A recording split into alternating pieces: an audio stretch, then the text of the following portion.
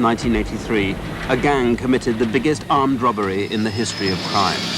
On the 26th of November, 1983, 6 men walked into a warehouse at Heathrow Airport, expecting to steal £3 million in cash.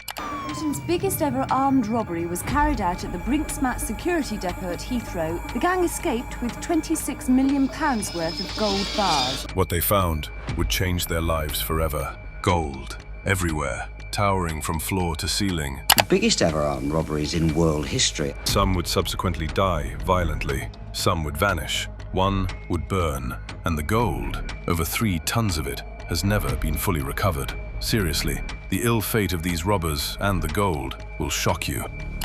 This was a huge amount of gold, almost conquistador proportion. To this day, experts believe you may have worn it, held it, given it as a gift to someone you love. This is the Brinksmat robbery, and it's far from over. Right then, let's go back to 1983. Thatcher's Britain. The miners' strike is on the horizon.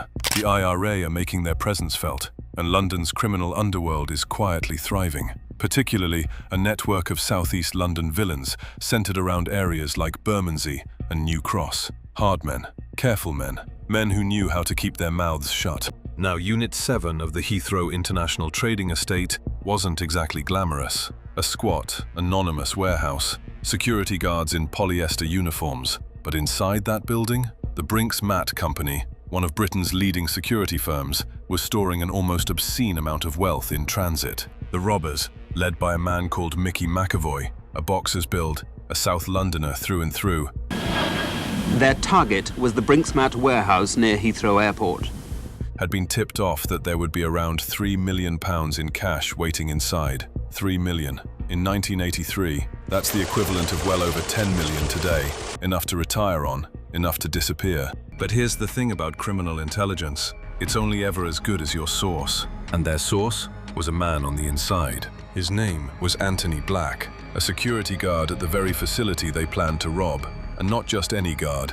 He was the brother-in-law of one of the gang members, Brian Robinson. You couldn't write it. Black had given them the entry codes, the patrol schedules, the shift rotations. As inside jobs go, it was almost insultingly well arranged. The gang had reason to feel confident. They had reason to feel invincible. They had absolutely no idea what was waiting for them inside. Just after 6 in the morning, 6 men arrived at the warehouse. Dark clothing, armed, purposeful. They overpowered the security guards almost immediately, tied them up, doused them with petrol, threatened to set them alight if they didn't give up the vault combinations. It was brutal, it was terrifying, and it worked. Now, here's where the story takes its extraordinary turn. When the vault door swung open, there was indeed cash inside, but that wasn't the half of it. Stacked floor to ceiling, in cardboard boxes and plastic wrapping, was something none of them expected. Gold. 3 tons and 8 kilograms of pure gold bullion. Freshly refined, headed for distribution, worth at the time approximately £26 million.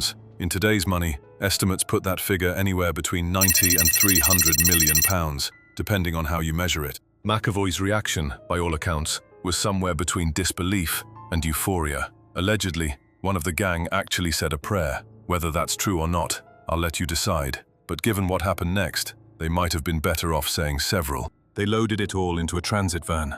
The entire haul. 3 tons of gold, dragged out of a warehouse at Heathrow Airport in under an hour, while London was just waking up and making its morning tea. It was, at the time, the largest robbery in world history, and it would become the most consequential. Now, you might think the hard part was the robbery itself, the planning, the nerve, the 3 tons of gold in a transit van on the M4. But the hard part, the truly treacherous part, was what came next. How do you move 3 tons of stolen gold? You can't exactly pop it on eBay, can you? This is where the story widens, from a 6-man armed robbery into something far more complex, far more dangerous, and ultimately, far more tragic for those involved. The gang turned to a network of criminal financiers and goldsmiths to launder the bullion. Gold is almost uniquely suited to money laundering. It can be melted down, re-hallmarked, alloyed, and sold on. Once it's been through a smelter, it's virtually untraceable. Enter a gold dealer called John Palmer,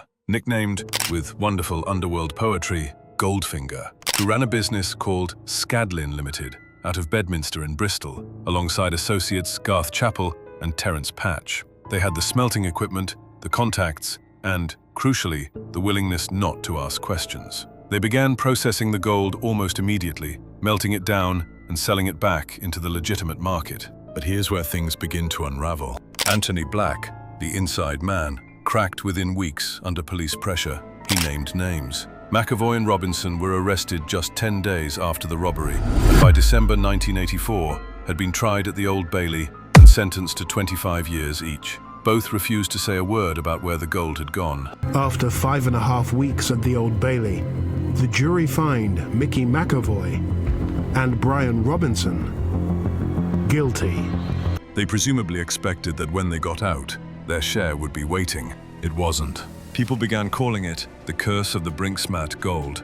And I'll be honest with you, for a man of evidence and historical record, even I find it difficult to dismiss entirely. The violence that surrounded this robbery was extraordinary in its scale and savagery. Brian Perry, a key figure in the laundering network, was shot 3 times in the head and body outside his minicab office in Bermondsey in 2001. His murder has never been solved. Mickey McAvoy reportedly received death threats when he was eventually released. His promised share of the gold had, by most accounts, been spent long before he walked free. Kenneth Noy, a figure who became deeply involved in the laundering operation, stabbed a plainclothes police officer called John Fordham, who was conducting surveillance in the grounds of his Kent mansion in 1985.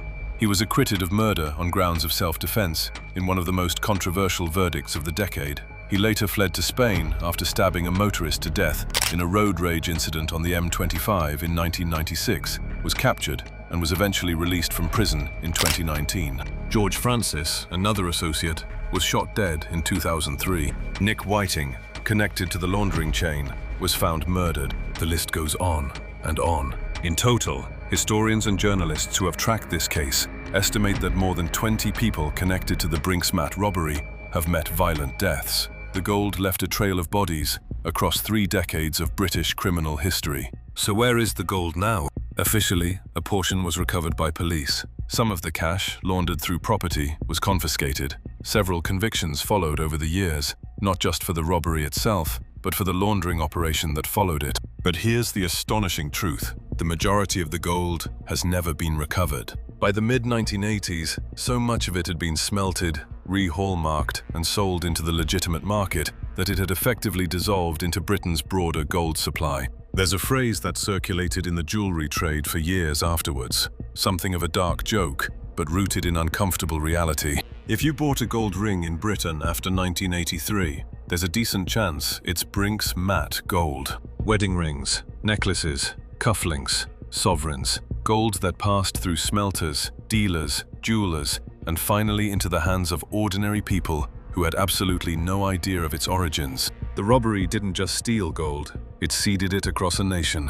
Which brings me back to what I told you at the very beginning. I said the gold has never been fully recovered. I said experts believe you may have worn it, given it, received it. And I meant it. The Metropolitan Police, Customs and Excise, and subsequent investigators have long concluded that the vast majority of those £26 million worth of bullion entered the legitimate British market. It was sold by dealers who didn't ask questions, or who asked questions and received very convincing answers. It bought properties across London. It funded legitimate businesses. It passed, quietly and completely, into the fabric of everyday British life. Mickey McAvoy never got his share. Brian Robinson never got his. The men who pulled off the greatest robbery in world history watched from prison cells, while others spent their money, laundered their gold, and in several cases, killed each other over it. The great irony of the Brinksmat robbery is this: the men who did it barely profited. The men who washed it made fortunes, and many of them died for it. And the gold itself? It's out there, quiet, respectable, sitting in a jewelry box somewhere, on a finger, around a neck. It always was the perfect crime. Not because they got away with it, but because the gold did. If you've enjoyed today's story, subscribe for more, as we'll be dissecting some of the most courageous heists in world history.